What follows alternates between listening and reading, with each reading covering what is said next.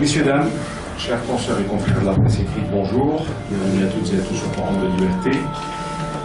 Monsieur l'ambassadeur, Madame l'assistance, bienvenue à notre rendez-vous hebdomadaire. Le Forum de Liberté, nous recevons aujourd'hui Abdelatif Benachmo, bonjour. Merci beaucoup d'avoir accepté notre invitation, ancien ministre des Finances. Vous allez aujourd'hui nous présenter une communication sur un sujet qui fait beaucoup parler de lui ces derniers temps, sortir des subventions.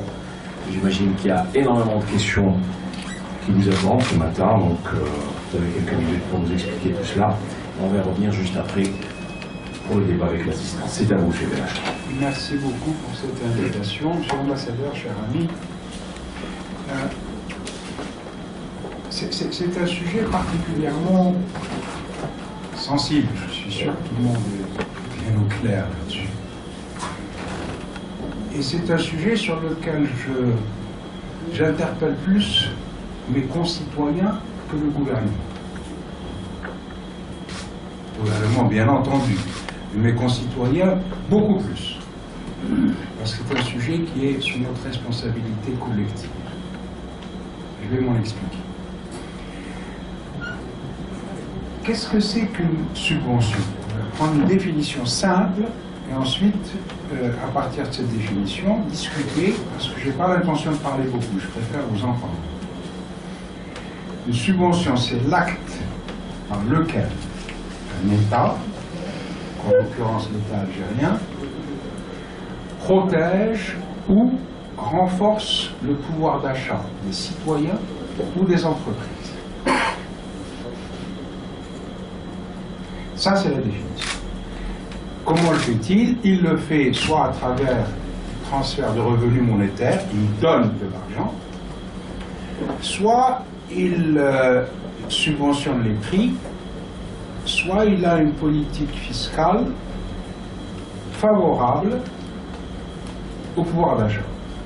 Exonération fiscale, baisse de la fiscalité, etc., etc.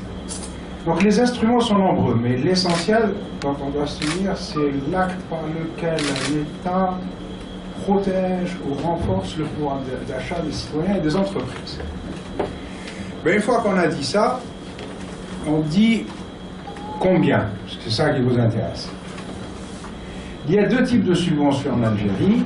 Il y a des subventions d'origine budgétaire, c'est-à-dire qui trouvent leur origine dans la politique budgétaire de l'État. Et il y a des subventions qui viennent des entreprises, chez nous essentiellement la Sonatrach et la Sonelgaz, et qui sont des subventions qu'on appelle des subventions implicites. Implicites, c'est-à-dire qu'on ne les voit pas, on achète de l'essence, on ne voit pas qu'on est subventionné.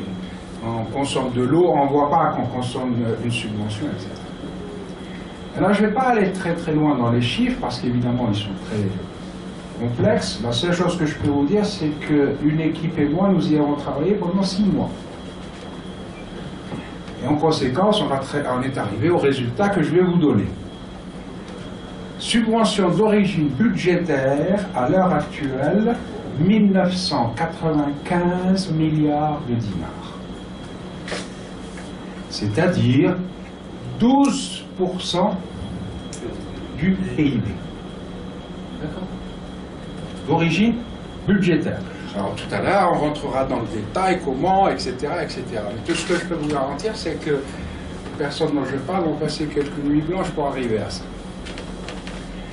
Les subventions qui viennent des entreprises, essentiellement la Sonatrach et la Sonelgaz, mais essentiellement la Sonatrach, parce que Sonelgaz n'est qu'un point de passage. 1820 milliards de dinars. 11,6% du PIB. 1 plus 2, ça fait donc 12 plus 11,6. Ça nous fait donc 23,6% du PIB. 23,6% du PIB, c'est la somme de toutes les subventions budgétaires ou implicite que l'État algérien envoie ou distribue aux citoyens. Pour être gentil, on n'est pas allé fouiller dans une autre source de subvention, deux autres sources de subvention, parce qu'on ne voulait pas quand même... Je m'appelle au prochain. Première source de subvention, c'est le taux de change. Quand un Algérien achète un produit à l'étranger, il est subventionné, non pas par un revenu monétaire, non pas par des taxes, non, il est subventionné tout simplement parce que la Banque d'Algérie décide, pour des raisons qui lui sont propres et qui sont peut-être respectables, que le taux de change algérien à l'heure actuelle, c'est tant de dinars pour $1, tant de dinars pour €1. Alors il y a des gens qui disent, oui mais ce taux de change, il est surévalué. Il est surévalué. S'il est surévalué, ça veut dire qu'il y a une subvention. Ça ne fait pas plaisir aux Algériens quand on leur dit que le taux de change est surévalué. Mais enfin, il y a quelques bons économètres qui savent de quoi ils parlent. L'autre source de subvention qui est probablement moins importante, mais qui existe, c'est les subventions à travers les budgets des collectivités locales. Parce que tout à l'heure, je parlais de budget de l'État. L'État central. Mais nous avons des collectivités locales, nous avons des wilayats, nous avons des daïrats, etc. Tout ce monde-là a des budgets. Tout ce monde-là a des budgets, je vais vous donner leurs dépenses approximatives, elles s'élèvent à peu près à 400 milliards de dinars. Dans ces 400 milliards de dinars, il y a aussi des subventions. Et qui ne sont pas le fait de l'État, qui sont le fait des collectivités locales. L'APW de Tlemcen ou de Tizi Ouzou ou de Askar décide qu'elle va faire un effort pour telle catégorie de la population. Enfin, restons-en aux subventions d'origine centrale, État et grandes entreprises.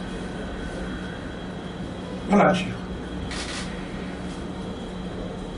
Je peux discuter avec vous à la fois des méthodes qu'on a utilisées et des résultats.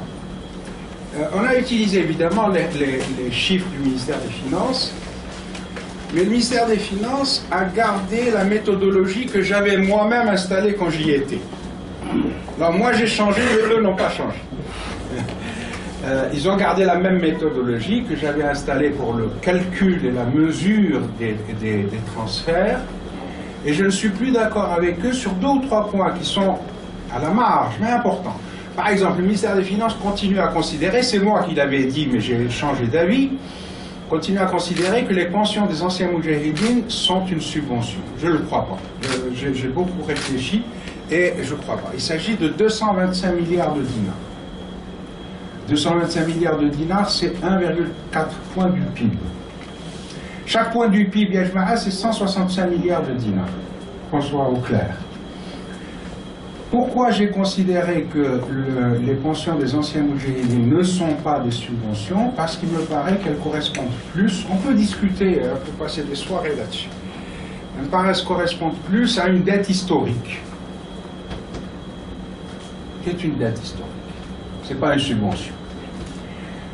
L'autre chose sur laquelle je diffère avec la méthode du ministère des Finances, dont je dis et j'accepte, dont j'ai la responsabilité, c'est moi qui l'avais mise en place, c'est que la manière dont ils calculent la subvention de l'enseignement supérieur n'est plus la mienne. C'est-à-dire qu'eux calculent la subvention de l'enseignement supérieur à travers les bourses qui sont données aux étudiants. Moi, il me paraît que mesurer la subvention de l'enseignement supérieur à travers les bourses qui sont données aux étudiants est largement insuffisant. Donc, dans ma méthode, dans notre méthode, en fait, on mesure la subvention aux étudiants à travers l'évaluation des services qui leur sont fournis gratuitement. Qu'il s'agisse du service d'hébergement, qu'il s'agisse du service de restauration, de transport, etc. Et donc, on a une différence d'approche avec le ministère des Finances, encore que je répète, c'était plutôt ma méthode à laquelle j'ai renoncé. Et c'est la même chose pour la subvention du logement.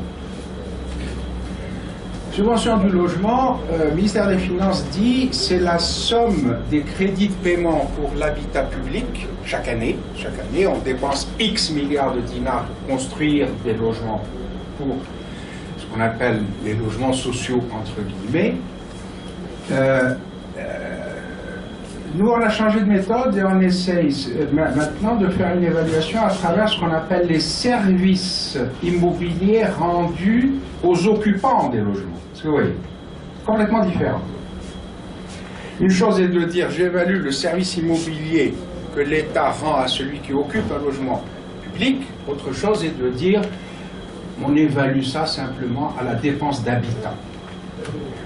Et les différences sont importantes. Donc on a sorti des anciens moudjahidines, des pensions aux anciens moudjahidines, et on a changé les méthodes de calcul concernant les étudiants et les locataires des biens publics, des biens locatifs publics.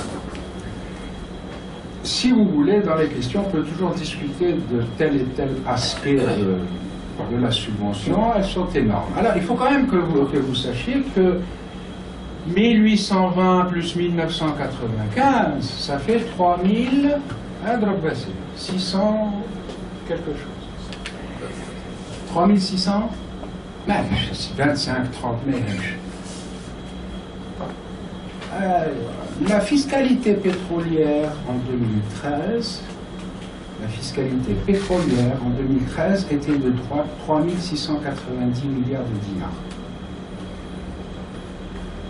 Et la somme des subventions telle que nous la calculons, hein, j'insiste là-dessus, c'est 3600 quelque chose. Alors ça veut dire quelque chose d'assez extraordinaire que nous sommes dans un pays où la fiscalité pétrolière dans sa totalité est versée aux citoyens gratuitement. Sans contrepartie. Hein? C'est ce que j'appelle sans contrepartie. La subvention, par définition, elle n'a pas de contrepartie. Les anciens moudjahidines, je les ai sortis en toute conscience parce que j'estime qu'ils ont donné quelque chose. Historiquement. On peut être pour, on peut être contre, mais allez. Et c'est 225 milliards de dinars. Voilà la situation. Et si vous prenez les subventions d'origine budgétaire, c'est-à-dire la première catégorie, 1995, je crois, j'ai dit ça à peu près, c'est 98% du produit de la fiscalité ordinaire d'État de l'année dernière. 95%. La première catégorie, celle qui est d'origine budgétaire. Alors vous allez me dire, oui, mais vous avez mis là-dedans les services rendus aux étudiants et les services rendus aux locataires du bien public. Oui, mais pour un économiste que je suis, c'est un service. Sans contrepartie, et il a une valeur. Voilà. Rapidement, les conséquences de la situation. On peut discuter ensuite de la manière dont on a mesuré, etc. Les conséquences de la situation, il y en a 5. La première conséquence, c'est que notre système actuel de subvention est la source d'une injustice sociale colossale. Comme ça. Pourquoi? Parce que l'ONS a classé les Algériens. Je donne les statistiques de l'ONS pour ce qu'elles sont. Moi, j'admire ce qu'ils font parce qu'ils ont des conditions de travail un peu compliquées. L'ONS nous dit qu'il y a 48,9% des Algériens, c'est une enquête de 2011, hein, il n'y en a pas eu depuis, 48,9% des Algériens qui ont une dépense par tête inférieure à 86 000 dinars. Ce sont les deux premiers quintiles. Deux premiers quintiles. 40%, qui ne correspondent pas à 40% de la population. Hein. Les quintiles, ce n'est pas la même chose que la population. 48,9% de la population algérienne ont une dépense par tête inférieure à 86 000 dinars. Ça, c'est la partie pauvre de la population. En tout cas, moins riche que les autres. Et il y a 51,2% de la population qui ont une dépense par tête supérieure à celle-là, par définition, et qui peut aller jusqu'à plus que 175 000 dinars par tête par année de dépenses de consommation. Donc il est clair que la société algérienne est divisée en deux. ceux qui sont dans les deux premiers quintiles et les autres, 49,8 et 51,2. Alors, il faut bien faire des hypothèses. Et on a considéré, avec beaucoup de réflexions et beaucoup de disputes, que dans la première catégorie, vous vous souvenez de la catégorie des subventions d'origine budgétaire, hein? Première catégorie, on a considéré que la partie la plus pauvre de la population s'accaparait ou profitait de 60% de la subvention globale de cette catégorie-là, cette catégorie qui est d'origine budgétaire. Pourquoi? Parce que là-dedans, il y a les logements sociaux, là-dedans, il y a la subvention à l'alimentation, etc., etc., etc. Encore que l'alimentation, vous avez un écart de dépenses par tête qui est ahurissant. Ahurissant. Par contre, et là on l'a calculé dans le détail, la partie la plus pauvre de la population ne reçoit que 20% de la deuxième catégorie de subventions, c'est-à-dire celle qui a trait aux subventions d'origine Sonatrach et Sonelgaz. Pourquoi? Pour une raison extrêmement très simple, c'est que ceux qui sont en bas, on a fait des enquêtes, et l'ONS a fait des enquêtes, ils n'ont pas de bagnole. Aussi simple que ça. Ils ne profitent des subventions qu'à travers le transport collectif. Pour l'électricité, nous avons considéré, parce qu'il faut faire quand même quelques hypothèses, et je suis content que tu sois là, tu pourras me le dire. Nous avons considéré que les deux premiers paliers étaient, les deux premiers quintiles, étaient tous les deux sur le premier palier électricité et sur le premier palier gaz.